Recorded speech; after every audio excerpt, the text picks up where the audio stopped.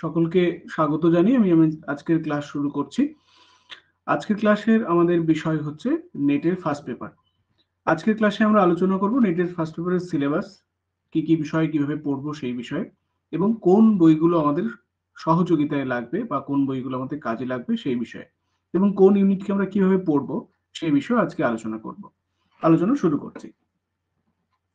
প্রথমেই নেটের পেপার 1 এর সিলেবাস যে রয়েছে সেই সিলেবাসে আমরা দেখতে পাচ্ছি যে এখানে 10টা ইউনিট রয়েছে। সেই 10টা ইউনিট সম্পর্কে ইউনিটে কি কি রয়েছে সেটাও পরিষ্কারভাবে বলা রয়েছে। প্রথম ইউনিট যেটি রয়েছে সেটিকে বলা হচ্ছে টিচিং অ্যাপটিটিউড, অর্থাৎ একজন টিচার যিনি যিনি পরবর্তী ক্ষেত্রে পড়াবেন তার টিচিং বিষয়ে কিছু দক্ষতা থাকা দরকার। কারণ এখানে বিএড পাস করার বাধ্যবাধকতা নেই বা বিএড পাস করার যেখানে কথা নেই, সেখানে আলাদা করে টিচিং অ্যাপটিটিউডের একটা বড় জায়গা রয়েছে। সেখানে আমরা দেখতে পাচ্ছি যে টিচিং এর ক্ষেত্রে প্রথমে রয়েছে টিচিং একটা ইন্ডিভিজুয়াল টপিক, যেখানে তার concept, objectives, levels of teaching, সেটা মেমোরি, আন্ডারস্ট্যান্ডিং এন্ড রিফ্লেক্টিভ হতে পারে, ক্যারেক্টারিস্টিক এবং বেসিক রিকোয়ারমেন্ট কি কি রয়েছে টিচিং এর বিষয়ে সেইগুলো আমাদের জানতে হবে। আমরা এখানে কনসেপ্ট এবং অবজেক্টিভ এগুলো আলাদা করে আলোচনা করব এবং লেভেল অফ টিচিং আলাদা করে আলোচনা করতে থাকবো পরের বিষয়ে। তারপরে আমরা দেখছি যে লার্নার্স ক্যারেক্টারিস্টিক, যে একজন লার্নার তার কি রকমের চরিত্র সেইটার বিষয়ে দেখা হচ্ছে, এবং বিশেষ করে তার অ্যাডোলেশন পিরিয়ড এবং তার একাডেমিক, সোশ্যাল এবং ইমোশনাল বা অন্যান্য যে রয়েছে সেগুলোর বিষয়ে এখানে দেখা হচ্ছে। একটা তাহলে হচ্ছে টিচিং ইন্ডিভিজুয়াল জিনিসটা কি সেটা দেখা হচ্ছে, তার সঙ্গে সঙ্গে দেখা হচ্ছে যে লার্নার তার ক্যারেক্টার কি রকম।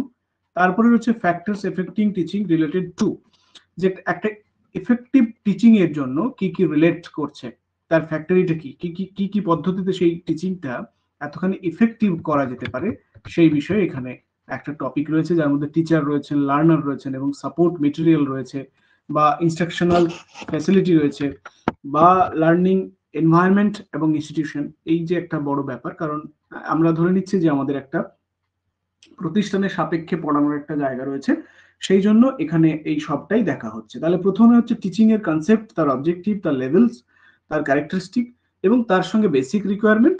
তারপরে হচ্ছে লার্নারের দিক থেকে দেখতে হবে, লার্নারের দিক থেকে দেখতে হবে তারপরেই হচ্ছে যে এফেক্টিভ টিচিং এর সঙ্গে রিলেট করছে যে ফ্যাক্টরিটা, যে ফ্যাক্টরগুলো সেইগুলো দেখতে হচ্ছে। এবং শেষ আছে এখানে methods of teaching in institution of higher learning. আমরা যেহেতু হায়ার এডুকেশনের সঙ্গে যুক্ত থাকবো সেই জন্য এখানে এই যে টিচিং এর মেথড, সেখানে টিচার কেন্দ্রে থাকবেন নাকি লার্নার কেন্দ্রে থাকবে এর একটা ভার্সেস আছে।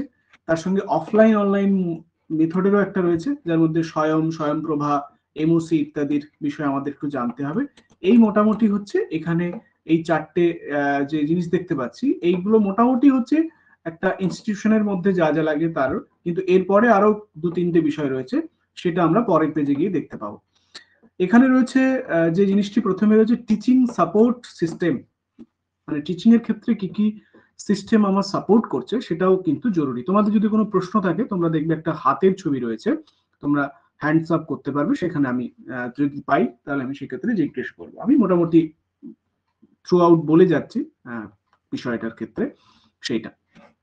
আর একটা রয়েছে এভলিউশন সিস্টেম, যেখানে elements and types of evaluation in choice based credit system. এখানে এটা হচ্ছে মোটামুটি সমস্ত এখন পঠন পাঠনের একটা সিস্টেমের মধ্যে রয়েছে, যে choice based credit system CBCS in higher education এবং computer based testing, innovation, evolution system, এই সবগুলো আমাদের জানতে হবে। তার মানে একটা হচ্ছে প্রথাগত শিক্ষা ব্যবস্থার সঙ্গে আমাদের পরিচয়, তার অবজেক্টিভস ইত্যাদি, তার সঙ্গে সঙ্গে এই ব্যবস্থাটা এগিয়ে যাওয়ার ক্ষেত্রে যে যে বিষয়গুলোর বিষয়ে আমাদের নজর দেওয়া দরকার, যেমন আধুনিক প্রযুক্তি, বিশেষ করে সবটার ক্ষেত্রে আইসিটি বেসড, যেটা হচ্ছে ইনফরমেশন কমিউনিকেশন টেকনোলজি যাকে বলা হচ্ছে, যেমন আমরা যে পদ্ধতিতে এখন পড়াশোনা করছি এটা সব থেকে এখন এই সময়ে দাঁড়িয়ে অ্যাডভান্স টেকনোলজি, যেখানে আমরা দেখতে পাচ্ছি যে কিভাবে বিষয়টা পড়ছি, কিভাবে পড়া কত সহজ হচ্ছে, কত দূর থেকেও সবাই আমরা পড়তে পারছি, সেইটা আমরা এখানে বিশেষ করে বুঝতে পারছি। অর্থাৎ টিচিং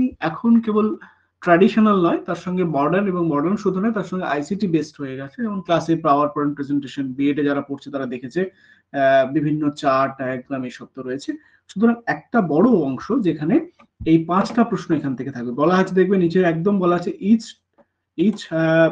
ইউনিট থেকে 5টা যে প্রশ্ন আসবে, সেই জন্য এখানে থেকে আমরা 5টা প্রশ্ন পাচ্ছি। আমরা যদি দেখি যে আমাদের যেহেতু এখানে পরীক্ষার মানে পাশ করার ক্ষেত্রে যদি আমরা দেখি যে জিআরএফ যারা পাচ্ছে তাদের যদি এবারের স্কোরও দেখবো যে ফার্স্ট পেপারে মোটামুটি 50 থেকে 55 বা 60 যদি পায়, মানে 50টার মধ্যে 25টা বা 30টা যদি করতে পারে, তাহলে সে নিশ্চিতভাবে একটা জিআরএফ পাওয়ার বা নেট পাওয়ার বিষয়ে কিন্তু একদম কনফার্ম থাকবে। এখন আর ওই ফার্স্ট পেপারে পাস করতে হবে, সেকেন্ড পেপার দেখা হবে এমন নয়, সবটা মিলে স্কোরের একটা জায়গা রয়েছে। সুতরাং ফার্স্ট পেপারে যে অংশগুলো সহজে কোয়ালিফাই করা যায়, সহজে বেশি করে নাম্বার তোলা যায়, সেক্ষেত্রে সেগুলো কিন্তু আমাদের একটা স্কোর জায়গা হতে পারে। তার মধ্যে অবশ্যই টিচিং একটা বড় কিন্তু স্কোরিং জায়গা। আমি বারবার করে আমার ছেলেমেয়েদের বলি যে টিচিংটাকে খুব ভালো করে যাতে পড়া যায়।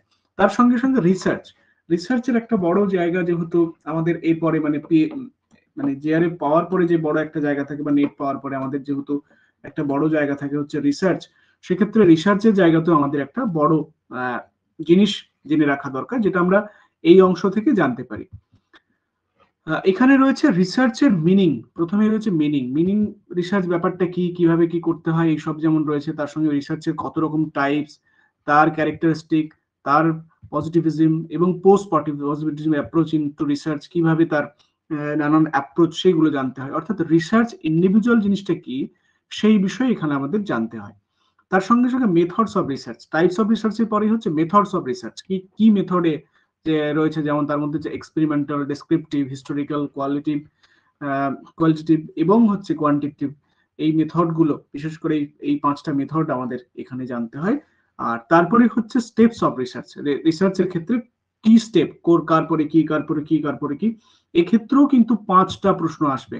তাহলে আমরা যদি টিচিং থেকে 5 পাই, রিসার্চ থেকেও আমরা 5 পাবো, যেখানে আমরা দেখতে পাচ্ছি যে এই 5টা প্রশ্ন আমাদেরকে আরো 5টা, অর্থাৎ 10টা, আমরা ধরে নিচ্ছি এই 10টার মধ্যে আমরা 8টা পারবো। দুটো হয়তো অ্যাডভান্স লেভেলের প্রশ্ন থাকবে, সেটা হয়তো পারবো না, কিন্তু 8টা প্রশ্ন কিন্তু আমরা টিচিং এবং রিসার্চ থেকে করতে পারি, সহজেই করতে পারি। কারণ এরপরে স্টেপস অফ রিসার্চ, সেই টেপস আগে পরে দেওয়া থাকবে, সেখান থেকে একটা প্রশ্ন আসে। Thesis and writing, article writing, সেক্ষেত্রেও ফরম্যাট এবং স্টাইলস এবং রেফারেন্সিং, এগুলো জানতে হয়। রেফারেন্সিং এর নানান পদ্ধতি, এপিএ মোড, এমএলএ হ্যান্ডবুক ইত্যাদির কথা সেসব আমরা জানি। এবং এখানেও application of ICT in research, কি করে তুমি ইনফরমেশন কমিউনিকেশন টেকনোলজিকে ব্যবহার করবে, সেটা কিন্তু এক্ষেত্রে একটা বড় পার্ট রয়েছে এক্ষেত্রে পড়ার ক্ষেত্রে। এবং আরেকটা হচ্ছে রিসার্চ এথিক্স, রিসার্চের এথিক্স কি, সেইগুলো বিষয়ে আমাদের জানতে হবে। সুতরাং এই দুটো জিনিস যেটা একেবারে পড়ার থেকেই হয়, তার জন্য রিসার্চের জন্য তোমাকে যে কোনো একটা রিসার্চের বই, সেটা তুমি ধরো এমএলএ হ্যান্ডবুক নিতে পারো, বা তুমি ধরো একটা যেমন ধরো আমাদের কেভিএস স্যারের যে বইটা রয়েছে, সেক্ষেত্রে এগুলো বেশ ভালো রকম রয়েছে, টিচিংটা তো রয়েছে এবং রিসার্চটা রয়েছে।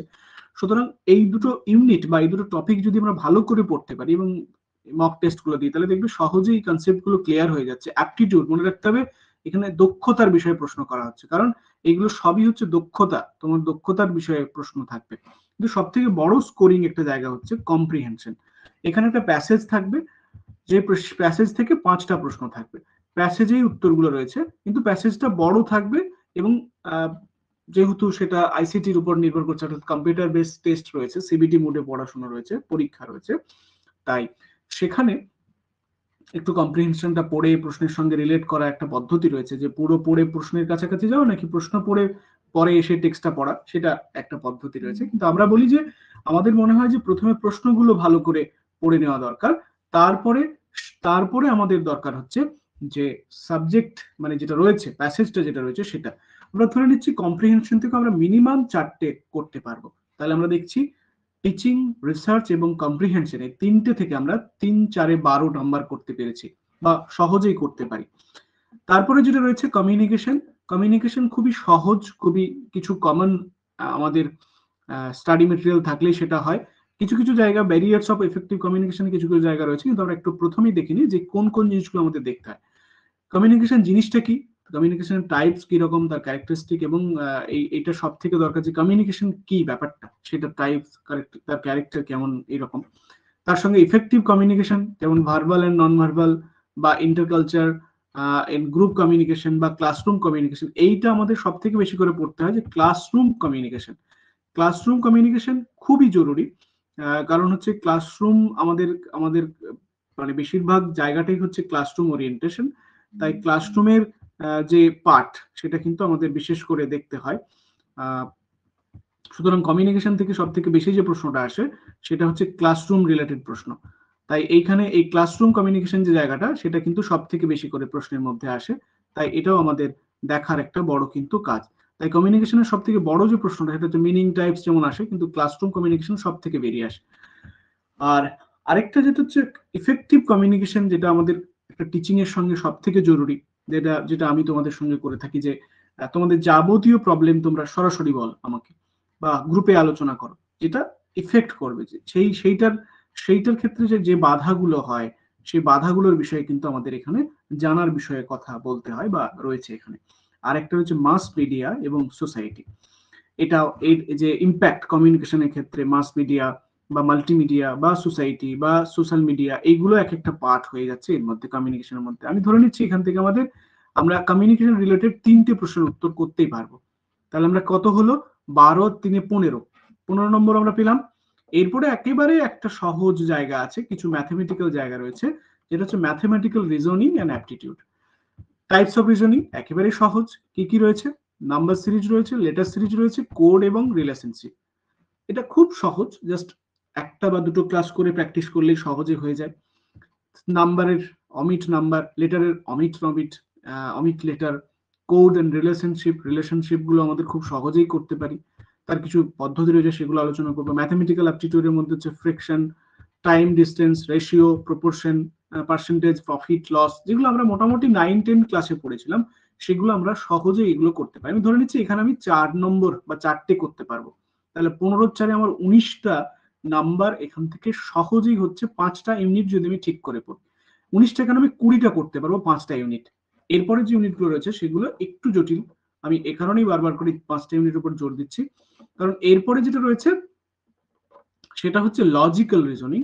এই পার্টটা একটু ডিফিকাল্ট, কারণ আমরা যারা ফিলোসফি পড়িনি তাদের ক্ষেত্রে লজিক ব্যাপারটা খুব খুব যে সহজবোধ্য এমন নয়। কারণ এখানে হচ্ছে understanding the structure of argument আমরা বুঝতে পারবো, argument form, structures of categorical, proportion, mood of and figure, formal and informal facility, এসব রয়েছে, ইউজ অফ ল্যাঙ্গুয়েজ, এইসব তো রয়েছে। এবং evaluating the distinguish deductive inductive reasoning, সেটা রয়েছে, অ্যানালজিস রয়েছে, ভেন ডায়াগ্রাম, কিছু সিম্পল স্যাম্পল মাল্টিপ্লাই থাকবে।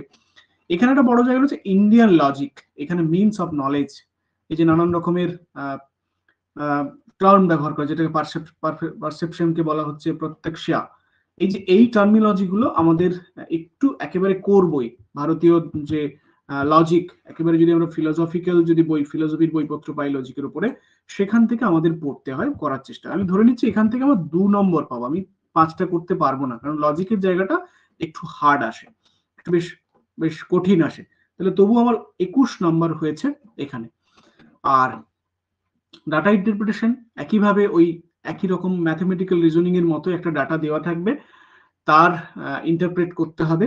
সেখানে source, classification of data, quantitative, qualitative, এইসব রয়েছে, বা গ্রাফিক্যাল প্রেজেন্টেশন কিছু থাকবে, বার চার্ট, এসব ইত্যাদি থাকবে। সেখান থেকে ডেটাটার ইন্টারপ্রিটেশন করতে হবে, ডেটা এন্ড গভর্নেন্স করতে হবে। এইটা আমি ধরে নিচ্ছি যদি ডাটাটা আমি করতে নাও পারি, ধরে আমি করতে না পারছি, তাহলে আমি এখান থেকে 1 ধরছি। আমি যদি ঠিক করে একটু করতে পারি, আমি 1 করতেই পারি। তাহলে আমার 21 একে 22টা প্রশ্ন সঠিক হচ্ছে 7 নম্বর ইউনিটে এসে।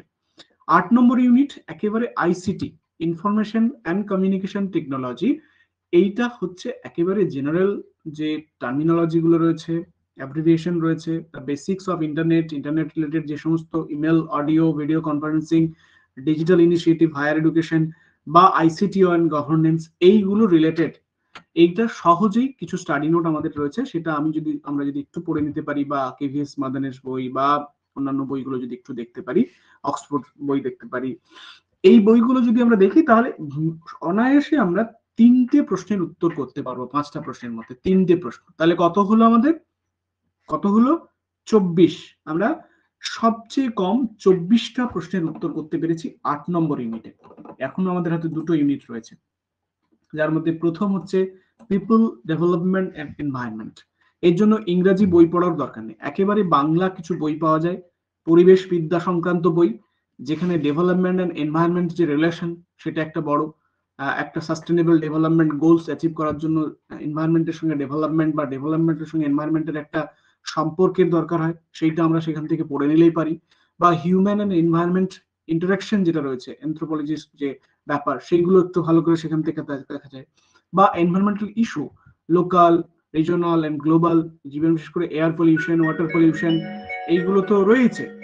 এইগুলো যদি আমরা সেখান থেকে দেখতেই পারি, তাহলে সেগুলো সহজেই, মানে soil pollution, noise pollution, West, এইগুলো যদি আমরা সিবিসিএস যে বই রয়েছে, সিবিএসসি বোর্ডের বই, সেগুলো যদি আমরা 9-10, সিবিএসসি বোর্ডের জন্য 9-10 বই বা 7-8 বই যদি তুমি দেখো, দেখবে সহজে এগুলো পারবে, এগুলো পারবে। এগুলোর জন্য আমার মনে হয় সব থেকে ভালো হচ্ছে সিবিএসসি বোর্ড বা যে কোনো আইসিএসসি বোর্ডের যে এনভায়রনমেন্টের যে বইটা রয়েছে, টেক্সট বইটা, সেখান থেকে সহজে এটা পারা যায়। এটার জন্য কোনো দরকার নেই, এটার জন্য তুমি ধরে রাখো 5টাই পারবে, আমি 3টে ধরে রাখছি। 3টে প্রশ্নের উত্তর তুমি এখান থেকে করতে পারবে, কারণ impact of pollutant in human health এটা সহজেই পারা যায়। কোন থেকে কি প্রবলেম হচ্ছে, নয়েজ থেকে কি প্রবলেম হচ্ছে, natural energy resource, solar, wind, এগুলো আমরা অনেক ছোটবেলায় পড়েছি, biomass, nuclear, forest, natural hazard and এইসব যে রয়েছে মিটিগেশন রয়েছে, সেগুলো বিষয়ে জানা। এবং এনভায়রনমেন্ট প্রোটেকশন অ্যাক্ট, এটাও তুমি যদি ওই 9-10 বইটা দেখো সিবিসিএস বোর্ডের, সেখানে দেখবে national action plan, climate change, international agreement এসব রয়েছে সেগুলো, বা রিও সামিট, কনভেনশন, বায়োডাইভার্সিটি, এগুলোর বিষয়ে সব থেকে জরুরি হচ্ছে জিকে রিলেটেড যে বইগুলো থাকে। কারণ এই প্রোটেকশন অ্যাক্ট 1986 যেমন রয়েছে, তার সঙ্গে সঙ্গে ইন্টারন্যাশনাল যে সমস্ত যে এনভায়রনমেন্ট অ্যাক্ট গুলো চলছে, এখনো হচ্ছে, নানান নানান সম্মেলনে হয়, সেইগুলোর বিষয়েও কিন্তু আমাদের একটু ওয়াকিবহাল হতে হবে। এই জন্য জিকের যে সমস্ত বই, সেটা ধরো এই যে দেখবে জিকের ছোট ছোট বই পাওয়া যায় না, 50 টাকা দাম, অক্সফোর্ডের বই, এইসব বইগুলো যদি একটু দেখা যেতে পারে, তাহলে এখান থেকে সহজেই আমরা 3টে কেন 5টাই করতে পারবো। তবু আমি ধরে নিচ্ছি এখানে আমার 3টে প্রশ্নের উত্তর হচ্ছে, তাহলে আমার হচ্ছে 27। এবং আরেকটা হচ্ছে হায়ার এডুকেশন সিস্টেম, যে সিস্টেমটার সঙ্গে আমরা এরপরে যুক্ত হব, সিস্টেমটার বিষয়ে আমাদের জানা দরকার। ইনস্ট্রাকশন ইনস্টিটিউশন এবং হায়ার লার্নিং এবং এডুকেশন ইন এনসিয়েন্ট ইন্ডিয়ান, এইটা একটা একটু জটিল বলা যেতে পারে। এনসিয়েন্ট ইন্ডিয়ানতে কি কিরকম তার প্রসেস, ইনস্টিটিউশন ছিল হায়ার হায়ার লার্নিং এর ব্যাপারে, সেইগুলো আমাদের একটু শিক্ষা বিষয়ক যে সমস্ত এডুকেশন রিলেটেড যে বইগুলো রয়েছে, এডুকেশন যারা এমেন্ট করে তাদের যদি একটু বলা যেতে পারে, তারা বলে দেবে। এবং evolution of higher learning research post ইন্ডিপেন্ডেন্সের পরে যেভাবে যা রেভলিউশন হচ্ছে, সেটার একটু দেখতে হচ্ছে।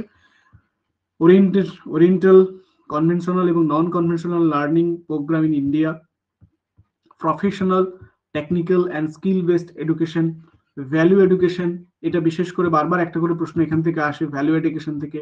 এনভায়রনমেন্টাল এডুকেশন, এটাও একটা রিলেটেড প্রশ্ন, যেটা উপরের অংশ থেকে আমাদের চলে আসবে। এবং পলিসি, গভর্নেন্স এবং অ্যাডমিনিস্ট্রেশন, পলিসি, গভর্নেন্স, অ্যাডমিনিস্ট্রেশন, এটা একেবারে পল সায়েন্সের পার্ট, একেবারে পল সায়েন্সের পার্ট, কিন্তু এই পার্টটাকে হায়ার এডুকেশনের সঙ্গে যুক্ত করা হয়েছে, কারণ হায়ার এডুকেশন এই পলিসি এবং গভর্নেন্সের সঙ্গে যুক্ত। দেখতে পাচ্ছ যে বিভিন্ন বিশ্ববিদ্যালয়ে ভিসি নিয়োগ করা যাচ্ছে না, সেক্ষেত্রে কি গভর্নেন্স ব্যাপারটা এখানে একটা প্রধান বাধা হয়ে দাঁড়াচ্ছে, যেখানে মহামান্য সুপ্রিম কোর্ট এর সিদ্ধান্ত নিতে নেওয়ার উপর নির্ভর করছে কাকে কোন জায়গায় দেবো। অর্থাৎ পলিসি মেকিং, তার গভর্নেন্স এবং অ্যাডমিনিস্ট্রেশন, এটাও একটা জরুরি। এখান থেকে একটা বা দুটো প্রশ্ন বারবারই আসে, তার সঙ্গে সঙ্গে আসে ভ্যালু এডুকেশন একটা থেকে প্রশ্ন। আমি সবচেয়ে কম যদি এখান থেকে ধরি, তাহলে এখান থেকে আমি 3টে প্রশ্নের উত্তর করতে পারবো। তাহলে কত হলো আমার? আমার একেবারেই সবচেয়ে কম আমি এখান থেকে 30 মার্কস পেতে পারি, 30টা প্রশ্নের উত্তর করতে পারি, যেটা আমাকে 60 মার্কস এনে দেবে। কত এনে দেবে? 60 মার্কস। আমি ধরে নিচ্ছি এখান থেকে আরো 5টা আমার কম হলো, 25টা আমি করতে পেরেছি, তাহলে আমার কত হচ্ছে? 50 মার্কস। যারা এবারে জেআরএফ পেয়েছে, তাদের ক্ষেত্রে যদি তোমরা দেখো, তাদের যদি কোনো একটা স্কোর দেখতে পাও, দেখবে যে তারা এর থেকে বেশি কিন্তু বাংলার ক্ষেত্রে পায়নি। আমি একজনের স্কোর সেট পেয়েছি, ফেসবুক থেকে পেয়েছি, সে পেয়েছে, আমি তোমাদের জাস্ট বলছি, সে পেপার 1-এ 100-র মধ্যে পেয়েছে 44, আর পেপার 2-তে পেয়েছে 200-র মধ্যে 106। তার মানে পেপার 1-এ সে করেছে 22টি, আর পেপার 2-তে সে করতে পেরেছে 100-র মধ্যে হচ্ছে 53টি প্রশ্ন। বোঝা যাচ্ছে পরিষ্কার? এটা ছিল ওবিসি, ওবিসি ছিল সে, সেই জন্য এটা হয়েছে তার একটু কম। আর যে জেনারেল রয়েছে তারও আমি উত্তরটা বলছি, সে কতটা পড়েছে তোমরা জাস্ট দেখতেই বুঝতেই পারবে সে কত পেয়েছে। জাস্ট 1 মিনিট বলে দিচ্ছি। জেনারেল যে রয়েছে তার ক্ষেত্রে রয়েছে 50 হচ্ছে পেপার 1, এবং পেপার 2 হচ্ছে 130। তার মানে 50, 130, তার মানে 25 হচ্ছে পেপার 1-এ পেয়েছে, 25টা কোশ্চেন করতে পেরেছে, আর 130 মানে হচ্ছে সে 65 জেনারেলের ক্ষেত্রে। তাহলে আমি ধরে নিচ্ছি যে সাবজেক্টের ক্ষেত্রে আমার 10টা ইউনিট থেকে সে 65টা পেরেছে 100টা প্রশ্নের মধ্যে, যার মধ্যে আবার একটা প্যারাগ্রাফ রয়েছে 10 নম্বরের, সহজেই সেখান থেকে 10টা উত্তরই করা যায়, বা দুটো প্যারাগ্রাফ থেকে 10-এর মধ্যে আমি 9টা করতে পারি। তার মানে 10টা ইউনিট থেকে, বাকি 10টা ইউনিট থেকে আমরা যা করতে পেরেছি সেটা খুবই সহজ। তার মানে নেট কিন্তু 6 মাস ঠিকঠাক ভাবে পড়লে, একটু একেবারে প্ল্যান করে, মানে একেবারে না বুঝে পড়ে নিলে হবে না, একটু প্ল্যান করে যদি পড়া যায়, একটু একটু ধরে ধরে যদি পড়া যায়, তাহলে কিন্তু সহজেই নেট কোয়ালিফাই করা যায়। এর জন্য কোনো রকমের চিন্তা করার কিছু নেই। সবার কাছে পরিষ্কার? পদ্ধতির ব্যাপারগুলো পরিষ্কার? এই জন্য আমি পেপার 1-এর কোনো কিছুর পরীক্ষা নেই না, কারণ পেপার 1-এ প্রচুর বই পাওয়া যায় যেখানে এইগুলো প্র্যাকটিস করা যায় এবং পড়া যায়, কিন্তু প্রত্যেকটা বিষয়ে আমি পড়িয়ে দেবো। ম্যাথমেটিক্স যেগুলো রিজনিং রয়েছে সেগুলো নিশ্চয়ই পড়াবো, রিজনিং রিলেটেড যাবতীয় সবই পড়াবো, কিন্তু বাকি যেগুলো রয়েছে সেগুলোর বিষয়ে আমি কিন্তু মানে পরীক্ষা নেব না, বাকি শুধু জাস্ট পড়িয়ে দেবো। সেটা টিচিং হতে পারে, সেটা রিসার্চ হতে পারে, সেটা কমিউনিকেশন, সবই ধরে ধরে পরপর পরপর কম্প্রিহেনশন নিজেরাই করতে পারবে, কিছু পদ্ধতি বলে দেবো। ম্যাথমেটিক্যাল রিজনিং নিশ্চয়ই পড়াবো, লজিক্যাল রিজনিং, রিজনিং এর পার্ট টাইম বললাম যে একটু টাফ, এই অংশটা আমার ক্ষেত্রেও সবটা যে বোধগম্য হয় এমন নয়, কিন্তু তবুও যেটুকু আমি পারি সেটা করে দেবো। ডেটার জন্য একটু ম্যাথমেটিক্স প্র্যাকটিস করা, সেই জন্য নিমেষ অঙ্ক বলে একটা বই রয়েছে চঞ্চল চৌধুরীর, চন্দন সেন, তার সেই বইটা যদি তোমরা একটু দেখো সেখানে দেখবে প্রচুর অঙ্কগুলো প্র্যাকটিস করতে পারবে। ইনফরমেশন কমিউনিকেশন টেকনোলজি সেটাও আমি পড়িয়ে দেবো, অসুবিধা কিছু নেই। এবং তারপরে রয়েছে পিপুল ডেভেলপমেন্ট এনভায়রনমেন্ট, এটা আমি তোমাদের সিবিসিএস বই রেকমেন্ড করছি, যে 8, 9, 9, 10 যে বইগুলো রয়েছে ওদের পরিবেশ সংক্রান্ত, সেই বইগুলো দেখলেই হবে। আর তার সঙ্গে জিকে যে বইটা রয়েছে যেখানে আপকামিং জায়গাগুলো রয়েছে, তবুও আমি আমার মতো করে যেগুলো বুঝবো সেগুলো নিশ্চয়ই পড়িয়ে দেবো তোমাদেরকে। আর হায়ার এডুকেশন সিস্টেম, সেটার ক্ষেত্রেও একই রকম আমার বিষয়, যেগুলো আমি পড়িয়ে দিচ্ছি। এখানে লেখাই আছে 5 কোশ্চেন ইজ ক্যারিং 2 মার্কস আর to be set from each module. তাহলে প্রত্যেকটা মডিউল থেকে আমরা দেখতে পাচ্ছি যে 2 মার্কসের 5টা করে প্রশ্ন আসবেই, থাকবে। সেটা এখানে কোনো অন্যথা কিন্তু কোনোদিন নেট এতে করেনি। ঠিক আছে, এটা পরিষ্কার সবার কাছে? সবার কাছে কি পরিষ্কার হয়েছে? হ্যাঁ হ্যাঁ, তার মানে নেট হ্যাঁ নেট পাস করাটা খুব কিন্তু কঠিন ব্যাপার নয়, কি তাই তো? কি তাই তো?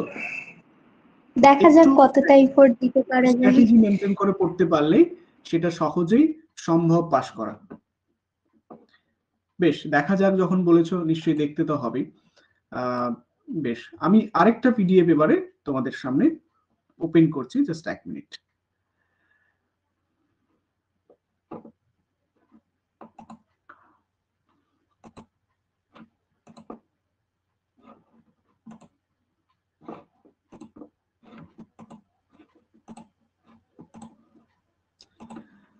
তাহলে আমরা বুঝতে পারছি যে আমাদের যে জায়গা রয়েছে সেখানে আমরা এবার আমাদের যে পড়ার যে জায়গা সেখানে আমরা প্রবেশ করবো এখন। Just 1 minute.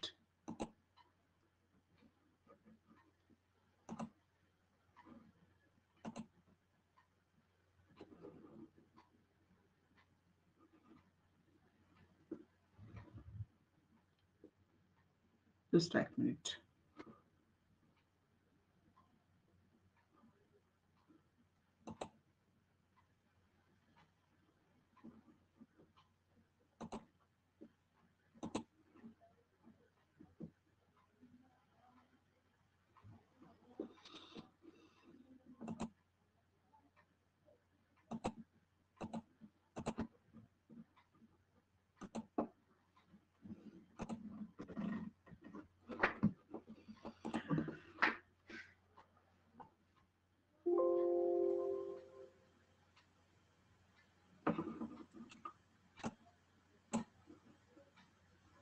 স্লাইড কি দেখা যাচ্ছে? পরিষ্কার? হ্যাঁ, দেখা যাচ্ছে। ওকে, বেশ। আজকে আমরা শুরু করছি টিচিং অ্যাপটিটিউড বিষয়ে আলোচনা।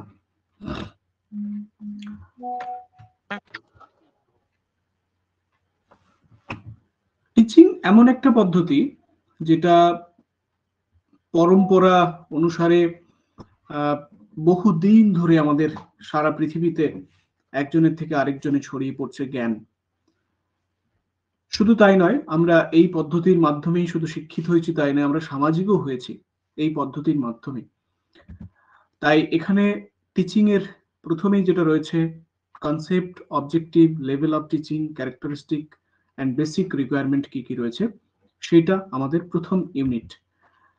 কিন্তু তার আগে আমরা প্রথমেই যে বইগুলো আমাদের পড়ার ক্ষেত্রে জরুরি সেই বইগুলোর বিষয়ে আমি জাস্ট তোমাদের দেখিয়ে দিচ্ছি এবং বলে দিচ্ছি যে কোন বইটা থেকে কি কাজে লাগতে পারে।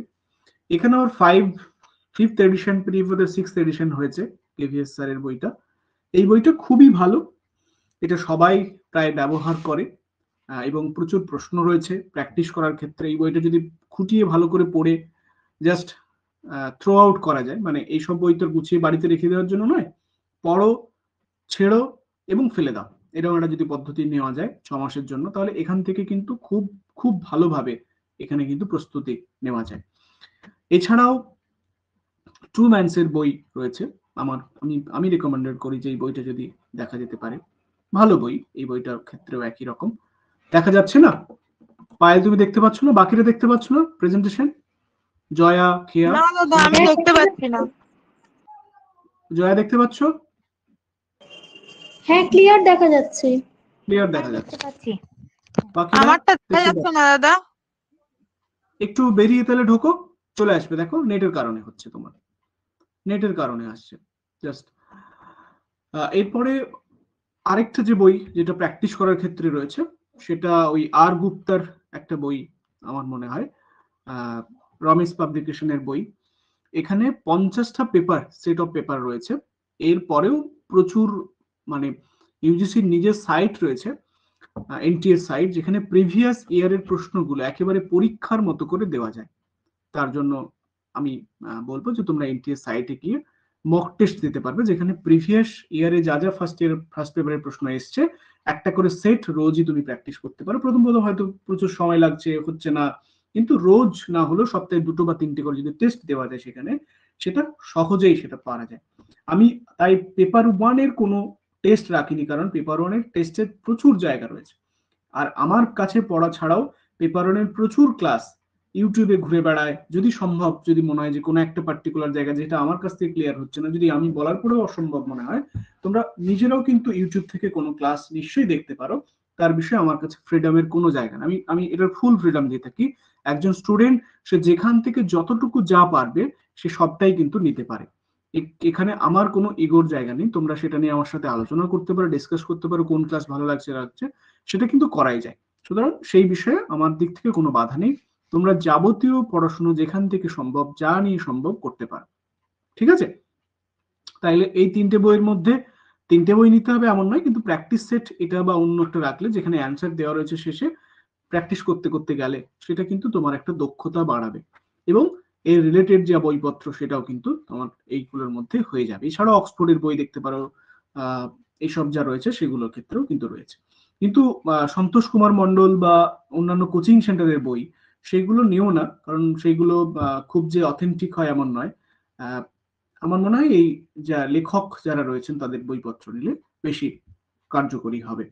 পায়েল এখন দেখতে পাচ্ছ ঠিকঠাক?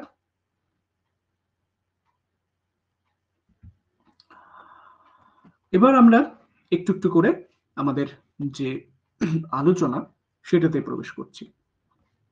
প্রথমে আমরা আসছি definition and meaning of education. এই এডুকেশন এর ডেফিনেশন এবং মিনিং সেই বিষয়ে আমরা পূর্বতন যে পণ্ডিতরা যারা এডুকেশন নিয়ে চিন্তা ভাবনা করেছেন এবং আমাদের সঙ্গে তাদের মতামত শেয়ার করেছেন, তার মধ্যে অবশ্যই হচ্ছেন অ্যারিস্টটল। খ্রিস্টপূর্ব 325 যার সময়কাল, সেই সময় দাঁড়িয়ে এই একজন মানুষ যিনি যিনি নিজের দক্ষতায় একটি বিদ্যালয় প্রতিষ্ঠা করেছিলেন, যা প্রায় বিশ্ববিদ্যালয়ের সমান বলা যেতে পারে, এবং সেই বিশ্ববিদ্যালয়ের ক্লাস নোট, যা আমরা পরবর্তী ক্ষেত্রে পড়েছি, কেউ বলতে পারবে সেই গ্রন্থটির নাম?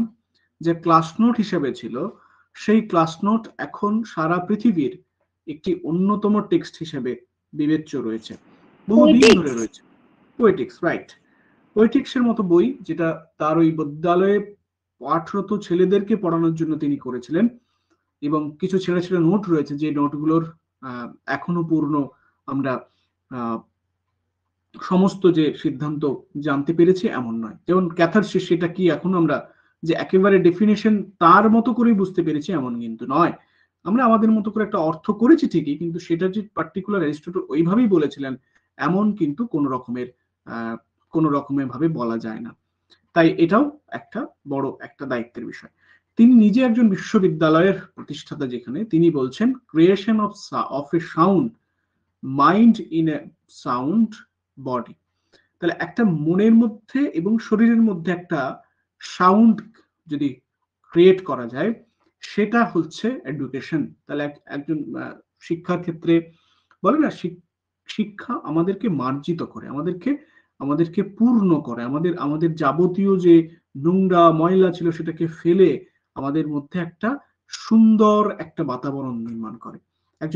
একজন সাধারণ শিক্ষিত মানুষ যখন রাস্তা দিয়ে বেরিয়ে যান, আমরা সবাই ভাবি যে হ্যাঁ, এই মানুষটা শিক্ষিত। তার শরীর এবং মন থেকে এমন একটা সাউন্ড নিশ্চয়ই আসে, যেটা তাকে এই বড় জায়গা, যে মানুষটা যত বেশি শিক্ষিত হয়েছে, তার এই সাউন্ড ততখানি রিচ হবে, কখনোই পুর হবে না, আরো বেশি পিওরিটির দিকে যাবে। এমন অনেক মানুষ আছে যাদের পাশে দাঁড়ালে মনে হবে যে এই মানুষটার কাছে দাঁড়াতেই ইচ্ছে করছে না, ঘৃণা হচ্ছে। তার মানে তার ভেতরে সেই সাউন্ড বা সেই পিওরিটি নেই।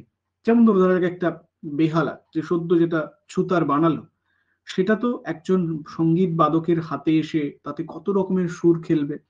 তাহলে এই সাউন্ড মন এবং শরীরের মধ্যে ক্রিয়েট করছে কে? না, এডুকেশন। এটা অ্যারিস্টটলের মত। আর আমাদের এদেশের সব থেকে বড় আধুনিক যিনি শিক্ষাবিদ বলে যাকে আমরা মানি, আমি যার খুব অনুরাগী, আমি জানি তোমরাও সবাই খুব তার অনুরাগী, স্বামী বিবেকানন্দ, একজন আধুনিক শিক্ষাবিদ বলা যেতে পারে। তিনি বলছেন education is the manifestation of perfection already in a man. বলছেন এই যে এতখানি সাউন্ড বডি ইত্যাদি বললে তো তোমরা বেশ করেছো বাবা, অনেক কিছু বলেছো, কিন্তু জেনে রাখো এই ম্যানিফেস্টেশন এবং পারফেকশন এটা কিন্তু অলরেডি একজন মানুষের মধ্যে রয়েছে। সেটা এডুকেশনের দ্বারা সেই পারফেকশন, সেই ম্যানিফেস্টেশনটা ঘটছে। তাহলে এডুকেশন একটা এমন প্রসেস, সেখানে একটা মানুষকে মহত্তর মানুষ করার থেকে এগিয়ে যাচ্ছে। আর সব থেকে আধুনিক আরেকজন শিক্ষাবিদ, তার শিক্ষা প্রবন্ধ ইত্যাদি অনেক প্রবন্ধ রয়েছে, সেখানে বলছেন the aim of education is self realisation. তাহলে এডুকেশনের এইম হচ্ছে যে তোমার সেলফ রিয়েলাইজেশন, তুমি নিজে থেকে নিজের আত্ম আবিষ্কার করতে পারছো কি? আত্ম আবিষ্কার করার যে চেষ্টা, আবিষ্কারের যে প্রচেষ্টা, সেটাই হচ্ছে তোমার প্রধানতম জায়গা, সেই এডুকেশন হচ্ছে সেটা।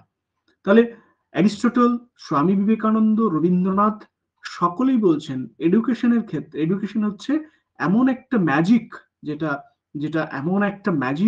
যেটা একটা মানুষকে আরেকটা মানুষ করে তুলতে সহযোগিতা করে। আরেকটা মানুষ মানে উন্নতর, উচ্চতর, আরো বড় একজন মানুষ নির্মাণে সহায়তা করে। এটা ছাড়া কেউটাই সম্ভব না। এই জন্য আমাদের দেশে নয়, প্রত্যেকটি দেশে এডুকেশন সিস্টেমকে ভালো রাখা একটা প্রধানতম দায়িত্ব। কারণ এডুকেশনের দ্বারা আমরা সোসাইটিকে, সমাজকে, তথা দেশকে, তথা রাষ্ট্রকে, তথা পৃথিবীকে আরো সুন্দর, আরো সামাজিক, আরো সুস্থ করার বিষয়ে সবচেয়ে বেশি সহযোগিতা করতে পারি।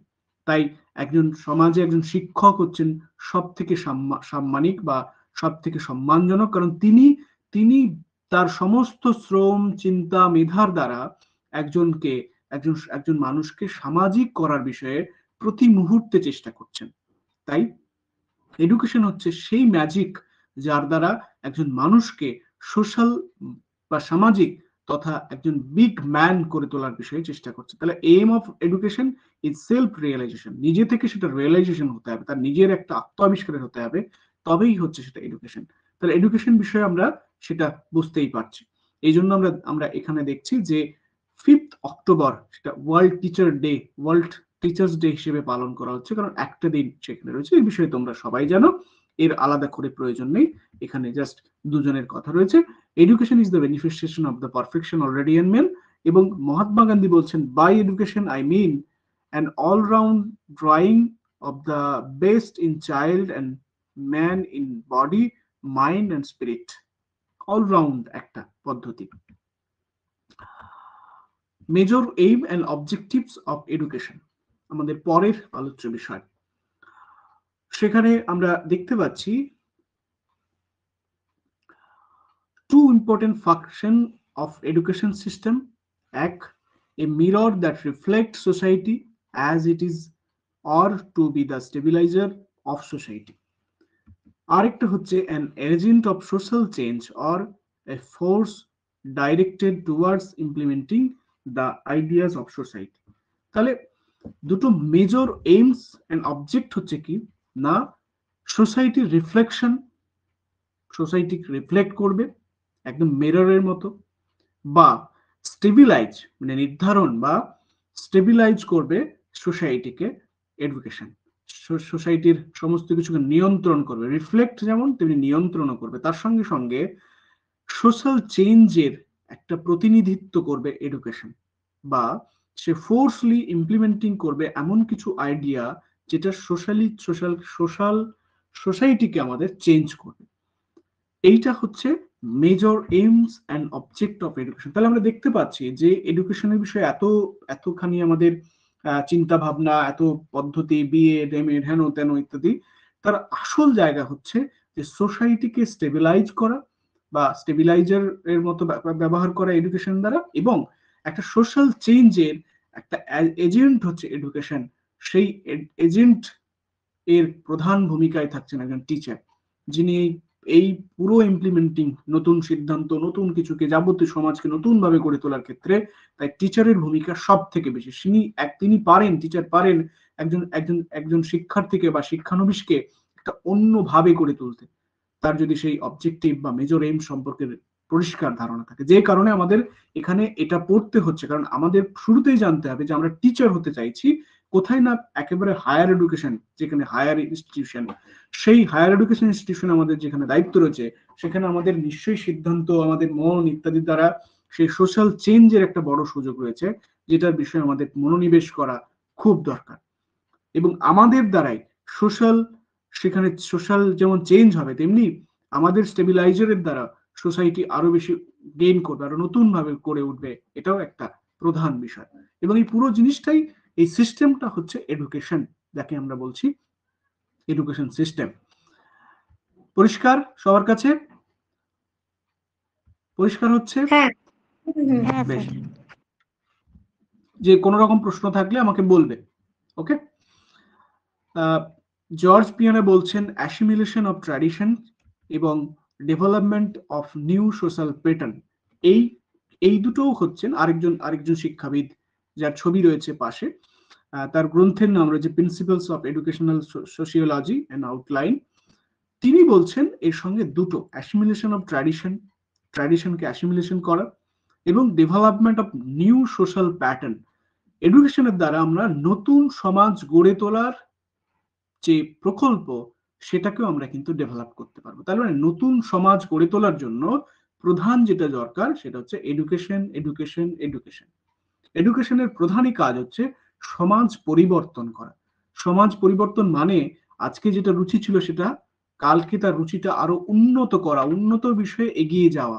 এই জন্য শিক্ষক নিয়োগের ক্ষেত্রে ইন্টারভিউ এতখানি জরুরি হয়, কারণ শিক্ষকের মধ্যে দেখা হওয়া উচিত যে শিক্ষক সাবজেক্ট বিষয়ে যতখানি জানে তার থেকে নয়, তার মধ্যে সোশ্যাল চেঞ্জের একটা স্পৃহা আছে কিনা, সে আদেও এই সোসাইটিকে কি কিছু কন্ট্রিবিউট করতে পারবে, সে সাবজেক্টটুকুই জানে নাকি সোসাইটিকে কিছু জানে, নাকি সোসাইটি পরিবর্তনে তার একটা স্পৃহা রয়েছে, আগ্রহ রয়েছে কিনা। এই সবের জন্য ইন্টারভিউ রাখা হয়েছিল। ইন্টারভিউতে সেগুলো নিশ্চয়ই দেখা হয় বা দেখার চেষ্টা হয়, কিন্তু কতখানি হয় সেটার বিষয়ে নিশ্চয়ই সন্দেহ রয়েছে।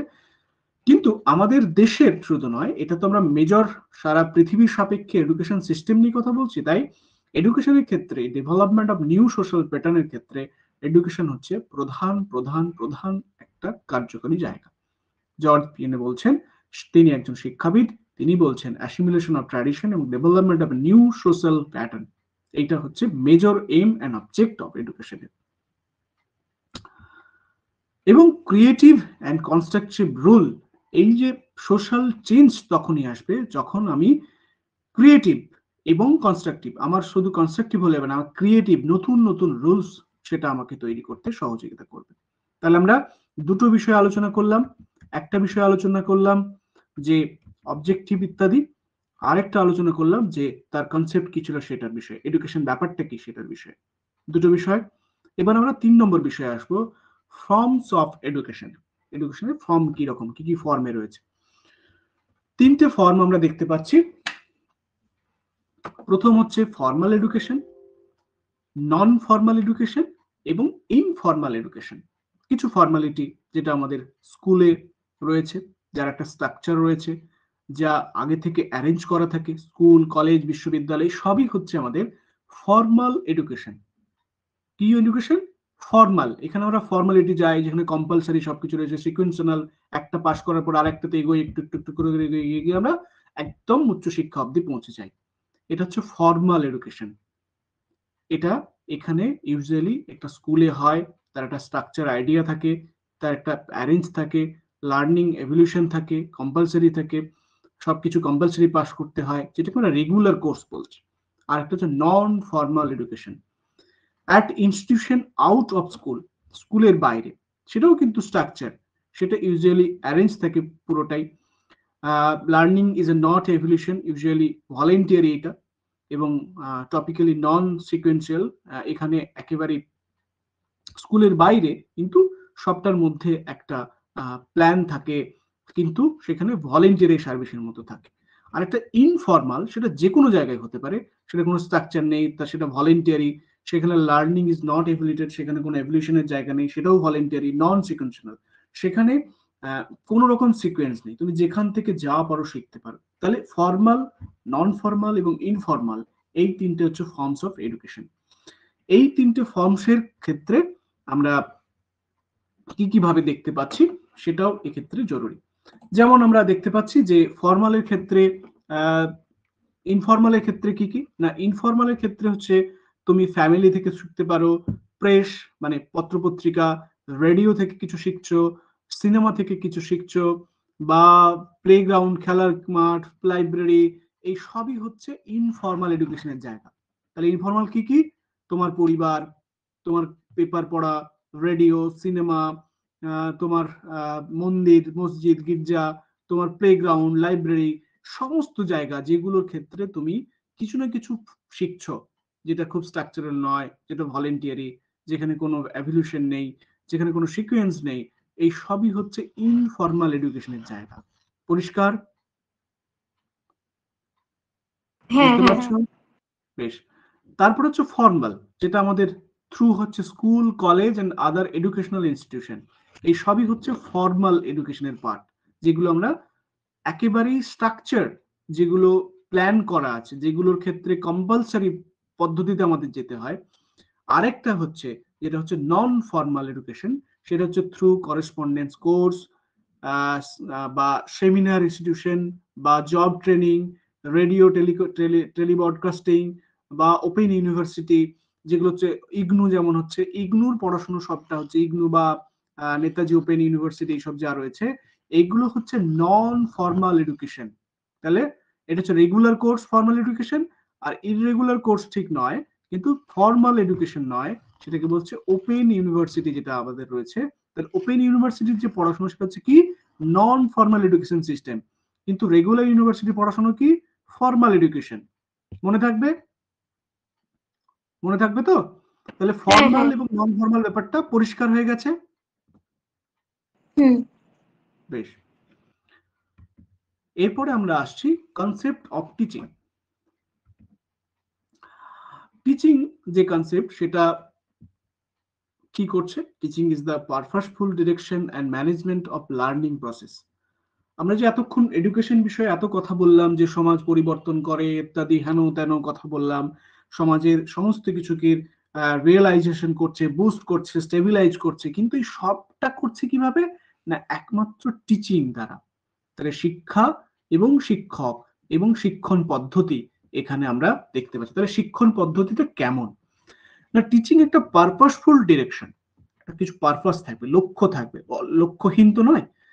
এবং ম্যানেজমেন্ট অফ লার্নিং প্রসেস, শেখার ক্ষেত্রে একটা ম্যানেজমেন্ট থাকবে। ধরো তোমরা আজকে ক্লাসে এসছো, আমি এখানে কি করেছি, এটা ম্যানেজ করেছি, আমি একটা ক্লাসটা ডিজাইন করেছি যেখানে আমি একটু একটু করে তোমাদের সামনে একটা করে স্লাইড ওপেন হচ্ছে, তোমরা দেখতে পাচ্ছ, এবং এখানে একটা পারপাস আছে যে আমরা এখান থেকে নেট পাস করতে চাই, একটা ডিরেকশন রয়েছে, আমি চেষ্টা করছি সেইভাবে ডিরেকশনে তোমাদের পড়াতে। তাহলে টিচিং একটা একেবারে purposeful direction and management of learning process. এখানে আমরা কি কিছু শিখছি, যতটুকু শিখছি সেটা একেবারে ম্যানেজমেন্টের মাধ্যমে শিখছি। পরিষ্কার? হ্যাঁ স্যার। একদম।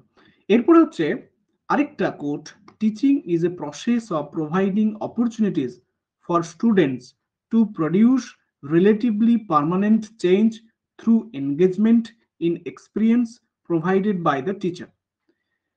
একটা অপরচুনিটি যেখানে স্টুডেন্টের যা কিছু পার্মানেন্ট, যা কিছু চেঞ্জ হবে সেটা পার্মানেন্ট চেঞ্জ, মানে তুমি যে আজকে শিখছো সেটা তো পার্মানেন্টলি তুমি শিখছো, তুমি একটা ফর্মাল এডুকেশনের সঙ্গে থাকো বা নন ফর্মাল বা ইনফর্মাল যে কোনো জায়গায়, সেই এনগেজমেন্টটাতে তোমার একটা teaching as a process of providing opportunity, একটা তোমাকে সুযোগ দিচ্ছে, প্রোভাইড করছে ফর স্টুডেন্টস, শিক্ষক ছাত্রদেরকে সুযোগ দেওয়া হচ্ছে, যেখানে produce relatively permanent change through engagement. তোমার তোমার সমস্ত কিছু, আমি কেন বারবার বলি যে ক্লাসটাকে মিস করো না, কারণ ক্লাস হচ্ছে তোমার এনগেজমেন্ট, যেখানে তোমার experience provide by the teacher, একটা টিচার তোমার তার এক্সপিরিয়েন্স থেকে তোমাকে তোমার সেই রিলেটিভলি পার্মানেন্ট চেঞ্জটা করবে থ্রু তোমার এনগেজমেন্ট। তুমি যদি না থাকো, তুমি রেকর্ড ক্লাসে এলে আমি তো তোমাকে সেভাবে পাবো না, পাওয়া সম্ভব নয়। পরেও যারা দেখছো বা এখন যারা দেখবে তাদের ক্ষেত্রে যখনই সেই থ্রু আউট এনগেজমেন্ট থাকবে, লাইভ থাকবে, তখনই তোমার শেখার বিষয়ে সবচেয়ে বেশি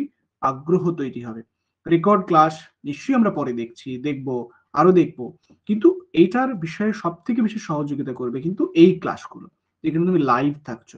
তাহলে এমন একটা, এটা টিচার তোমাকে প্রোভাইড করবে সেই জিনিসটা, যে process providing opportunities for students to produce relatively permanent change through engagement in experience providing by teachers. Teaching এর ক্ষেত্রে টিচারের এক্সপিরিয়েন্স প্রোভাইডেড, এক্সপিরিয়েন্স হচ্ছে সব থেকে জরুরি, তবেই টিচিং এডুকেশন ইত্যাদি হবে। আবার teaching is a skilful application of knowledge. তুমি যেটা জানছো সেটাকে অ্যাপ্লাই করার জন্য তোমাকে স্কিল থাকতে হবে, experience and scientific principle with an objective to set up an environment to facilitate learning. এমন একটা পদ্ধতি, জ্ঞানের পদ্ধতি, যেটা যেটা অ্যাপ্লিকেশন স্কিলফুল, যেটা তোমার এক্সপিরিয়েন্স এবং scientific principle with an objective to set up an environment to facilitate learning. আমি দেখছি তোমরা বুঝতে পারছো যে আমি যেভাবে পড়ানোর চেষ্টা করছি, একেবারে ধরে ধরে আস্তে আস্তে আস্তে আস্তে যাচ্ছি, সেটা একেবারে স্কিলফুল অ্যাপ্লিকেশনের দ্বারা করছি আমি। এখানেও টিচিং একটা এমন স্কিলফুল অ্যাপ্লিকেশন অফ নলেজ, যার এক্সপিরিয়েন্স, যার scientific principle with an objective to set up an environment to facilitate learning. তোমাকে তোমার পরিবেশ, তোমার ফ্যাসিলিটি, সমস্ত কিছুর মধ্যে টিচিং তোমাকে সেই স্কিলফুল জায়গায় নিয়ে যাবে যেখানে যেখানে তোমার সেই এডুকেশন তৈরি হবে। তাহলে টিচিং এডুকেশনের পৌঁছানোর একটা স্টেপ, টিচার তোমাকে টিচিং এর মাধ্যমে সেই এডুকেশনটা দেবে, তোমাকে নলেজটা দেবে, তোমার নলেজ, তোমার এক্সপিরিয়েন্স, তোমার তোমার সমস্ত কিছু, তোমার অবজেক্টিভ পাওয়ার ক্ষেত্রে তোমাকে পরিবেশ এবং তার ফ্যাসিলিটি তোমাকে প্রোভাইড করবে। পরিষ্কার? হ্যাঁ। বেশ। এরপরে হচ্ছে বেসিক্স টিচিং মডেলস কি রয়েছে। There is no basics model to teaching that argues well for all situation. কোন রকমের নো বেসিক মডেল কিছু নেই। ইনফরমেশন ভার্সেস নলেজ, এটা একটা বড় জায়গা আছে। আমি তোমাদের সামনে কি দেব, কিছু প্রচুর ইনফরমেশন দেব নাকি প্রচুর নলেজ দেব? নলেজ দিতে গেলে কিছু আমার ইনফরমেশন লাগবে, আবার ইনফরমেশন দিতে গেলে কিছু আমার নলেজ গ্যাদার করতে হবে। তাহলে এই যে বেসিক টিচিং মডেল কি সেটা কিন্তু কোথাও নেই। আমাকে জানতে হবে কোন সিচুয়েশনে কোন মডেল সব থেকে বেশি কার্যসারী, সেটাই জরুরি। যে মডেল নিয়ে আমরা পরের ক্লাসে, আগামীকালের ক্লাসে আলোচনা করবো, কারণ আস্তে আস্তে না গেলে তোমরা পুরো জিনিসটা হচপচ হয়ে যাবে, তোমরা প্রায় পুরোটা গুলিয়ে ফেলবে।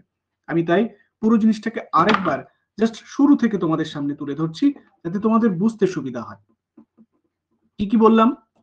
শুরুতেই বললাম যে আমরা আলোচনা করছি এমন একটা পদ্ধতি নিয়ে যেটা আমাদের সোসাইটিকে চেঞ্জ করতে প্রধান দরকার, যার বইপত্র ইত্যাদি বিষয়ে আলোচনা করলাম। এবং ডেফিনেশন আমরা বললাম যে এডুকেশন এমন একটা জিনিস যেটা তোমার শরীর মন সবকিছুর মধ্যে একটা পরিবর্তন সাধন করবে, এবং যে পরিবর্তনটা, যে সম্ভাবনাটা তোমার প্রত্যেকের মধ্যে ভেতরে রয়েছে, সেই সম্ভাবনাটার জন্য তোমার দরকার সেলফ রিয়েলাইজেশন। সেলফ রিয়েলাইজেশন তোমাকে করতে পারবে সেই জায়গায়। এইটার জন্য এতখানি কথা বারবার করে বলা হচ্ছে, কারণ এডুকেশন নিয়ে মানুষের এতখানি চিন্তা, কারণ সোসাইটি চেঞ্জের ক্ষেত্রে এডুকেশন একটা প্রধান কাণ্ডারি বলা যেতে পারে। এডুকেশনের প্রধান এইমই হচ্ছে রিফ্লেক্ট সোসাইটি এবং স্ট্যাবিলাইজ সোসাইটি। প্রধান কাজই হলো সোশ্যাল চেঞ্জ করা, ফোর্স বা ডিরেক্টলি, বা implementation the ideas of society. তার সঙ্গে সঙ্গে কি দরকার? অ্যাসিমিলেশন অফ ট্র্যাডিশন, ট্র্যাডিশনালকে অ্যাসিমিলেশন করা, ডেভেলপমেন্ট নিউ সোশ্যাল প্যাটার্ন, যেটা ক্রিয়েটিভ এবং কনস্ট্রাকটিভ রুল তৈরি করা, তবেই সেটা সম্ভব হবে। এইটা একটা প্রধানতম মেজর জায়গা। যে যে জায়গাগুলোর ক্ষেত্রে আমরা এতক্ষণ কথা বললাম, যে এই যে প্রধান কাজগুলোর ক্ষেত্রে আমাদের তিনটে পদ্ধতি রয়েছে, ফর্মস রয়েছে। ফর্মস হচ্ছে মানে হচ্ছে কি পদ্ধতি? একটা হচ্ছে ফর্মাল কিছু পদ্ধতি রয়েছে, যেটা আমরা স্কুল কলেজ ইত্যাদি জায়গায় করি। নন ফর্মাল এডুকেশন, যেটা আমরা মূলত বিভিন্ন ট্রেনিং, বিভিন্ন করেসপন্ডেন্ট কোর্স, বিভিন্ন সেমিনার, বিভিন্ন ওপেন ইউনিভার্সিটি কোর্স, সেইগুলোতে করতে পারি। আরেকটা ইনফর্মাল, সেটা আমাদের ফ্যামিলি, সেটা আমাদের magazine, press, radio, cinema, playground, library, সমস্ত জায়গায় আমরা করতে পারি। সুতরাং থ্রু আউট দ্য এনিহোয়ার, তুমি যদি চাও তাহলে অবশ্যই তুমি শিখতে পারবে। সুতরাং পড়াশোনা কেবল বইয়ের মধ্যে আছে তা কিন্তু নয়, তোমার সোশ্যাল মিডিয়ার মধ্যেও পড়াশোনা রয়েছে। তুমি সেই পড়াশোনাটাকে আবিষ্কার করতে পারছো কিনা সেটাও জরুরি। ইনফর্মাল জায়গায় নিশ্চয়ই সোশ্যাল মিডিয়া চলে যাবে, কারণ সোশ্যাল মিডিয়া একটা বড় পার্ট সেখানে। কিন্তু ফর্মাল এবং নন ফর্মাল ভালো করে জানতে হবে। ফর্মাল হচ্ছে স্কুল, নন ফর্মাল হচ্ছে একেবারে ওপেন ইউনিভার্সিটির যে কোর্স, সেটা হচ্ছে নন ফর্মাল। সেখানে সেমিনার, সেখানে করেসপন্ডেন্ট কোর্স, সেখানে ব্রডকাস্টিং, এইগুলো রয়েছে। কিন্তু ইনফর্মাল হচ্ছে সব থেকে বড় জায়গা, যেখানে আমরা বেশিরভাগ সময় কাটাই। হোয়াটসঅ্যাপ স্ট্যাটাস, সেটা একটা ইনফর্মাল জায়গা হতে পারে, যেখানে আমরা কিছু কিছু খবর পাই, কিছু খারাপ সংবাদ শুনি, কিছু ভালো সংবাদ শুনি, বা নানান রকম। সবই হচ্ছে ফর্মস অফ এডুকেশন। মোদ্দা কথা হচ্ছে এডুকেশন তোমাকে শেখার একটা প্রধান কাজ। এবং কনসেপ্ট অফ টিচিং এ তাই ছিল, যেখানে purposeful direction and management of learning process. Teaching is a process to providing opportunity for students to produce relatively permanent change through engagement in experience provided by the teachers. এবং teaching is a skillful application of knowledge, experience and scientific principle with an object set up an environment to facilitate learning. আমরা basic teaching model এসে আলোচনা শেষ করেছিলাম, যে বলেছিলাম there is no basics model teaching, কারণ এখানে ইনফরমেশন ভার্সেস নলেজ একটা বড় জায়গা। তোমাকে ইনফরমেশন দেবো নাকি নলেজ দেবো, নাকি নলেজের জন্য ইনফরমেশন দেবো, নাকি ইনফরমেশনের জন্য নলেজ নেবো, এইটা একটা বড় বড় সিদ্ধান্ত নিতে আমাদের হয়। তাই আমরা এখানে আজকের আলোচনা শেষ করছি। তোমাদের কাছে জেনে নেবো তোমরা পুরো জিনিসটা বুঝতে পেরেছো কিনা। যদি বুঝতে পারো তাহলে তোমাদের সিদ্ধান্ত বা তোমাদের কাছে কিছু জানতে চাইবো। যদি বুঝতে নাও পারো সেক্ষেত্রে আমি আবার আলোচনা করার বিষয়ে আগামী ক্লাসে যাও। আপাতত আজকের যে যে জায়গাটা পড়ালাম, সিলেবাস, কি কিভাবে পড়তে হবে, কতটা মার্কস পাওয়া যেতে পারে, কি কিভাবে পাওয়া সম্ভব, এবং তার সঙ্গে সঙ্গে পেপার 1 এর প্রথম একেবারে ইউনিট টিচিং যে জায়গাটা, সেটা আমরা শুরু করেছি। তার প্রাথমিক কিছু জায়গা যেখানে এডুকেশন এবং টিচিং এর রিলেশন, সেটার বিষয়ে আজকে আলোচনা করলাম। ঠিক আছে?